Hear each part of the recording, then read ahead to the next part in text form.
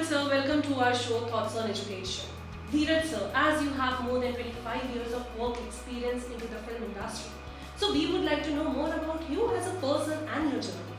Thank you, Priyanka, for having me on your show.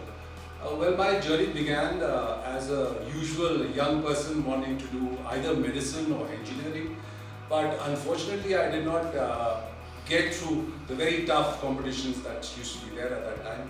But still I was uncertain because I always thought that I wanted to be, I'm a born storyteller, or at least I thought I had a capability or the ability to tell stories.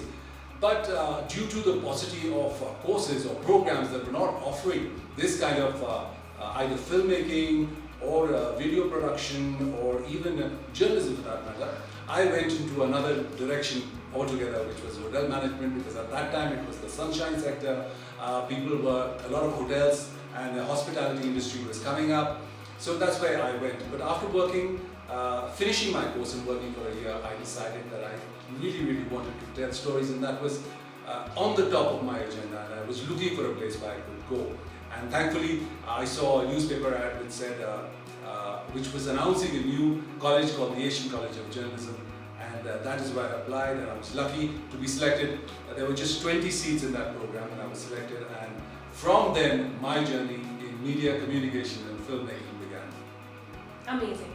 So sir, as you are the director of Dadasaheb Phalke International Film School, what are your roles and responsibility that could be enhanced ahead?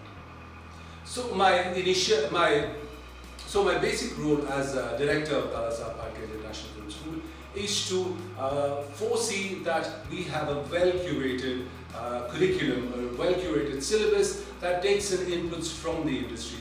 Because there's no point running a program where we are just producing filmmakers, directors who do not have that extra punch. We want to give them that extra industry punch that as soon as they come out, as soon as they graduate, people would just grab them and say that I want this person because he or she has so much excellence in practice as well as in theory that they'll be taken up by everyone who's willing or in need of film professionals. So with that thing in mind, we curated a syllabus that took inputs from both academics and film professionals in the industry, and it was a long process of understanding the needs of the industry at the moment, because the needs of the industry also change from time to time with this. Now we are in a time where technology is the driver of filmmaking. So we took those inputs from people in Whistling Woods, people in FTI and many other institutions, as well as people working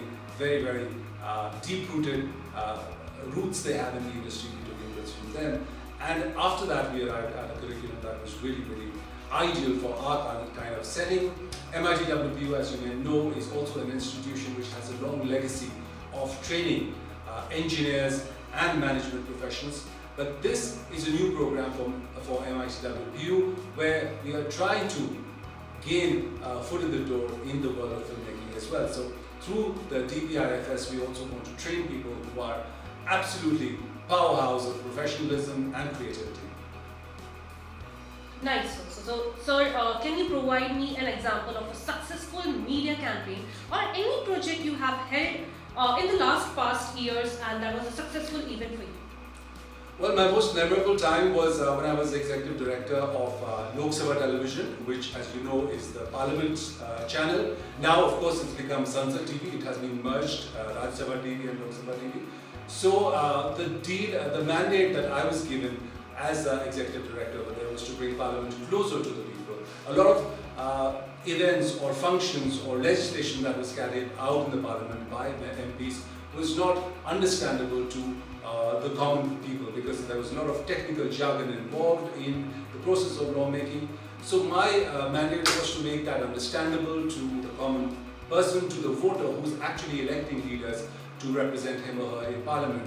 And that we did through an enormous amount of creative thinking, out of which came out films and documentaries and also shows and programs which enabled people to understand what parliamentarians actually do in the Parliament.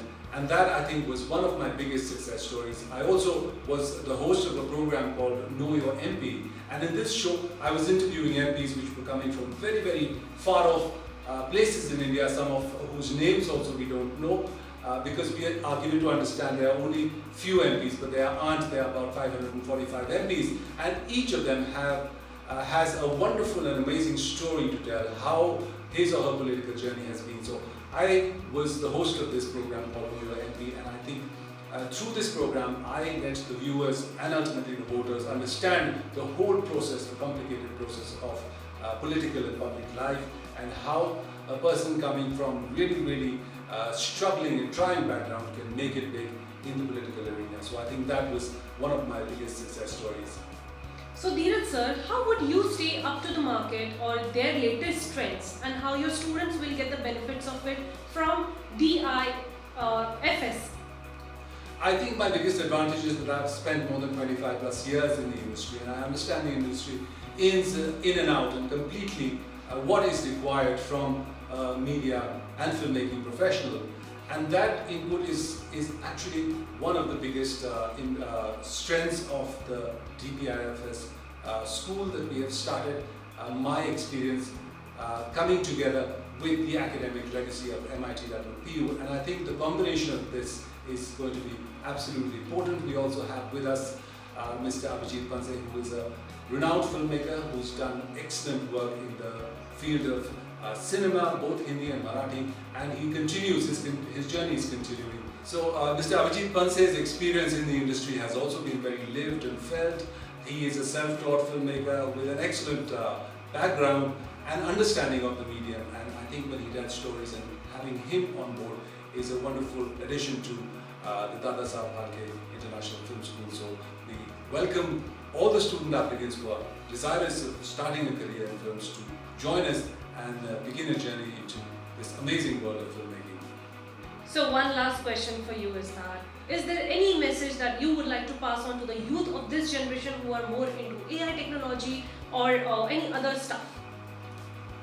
So the message to the youth would be that they are already on the right track, because they understand technology like no other generation before them has been exposed to, and thankfully they will take this storytelling to an amazing sort of levels, and our school is going to be an enabler towards that, help students to understand the whole creative history of cinema. And not just that, also imbibe that and find new ways of telling stories, new innovations, and also understanding and internalizing all the tools of technology, so that they become not just filmmakers but really award-winning filmmakers of the future. Amazing. Thank you so much, sir, for your time. Thank you.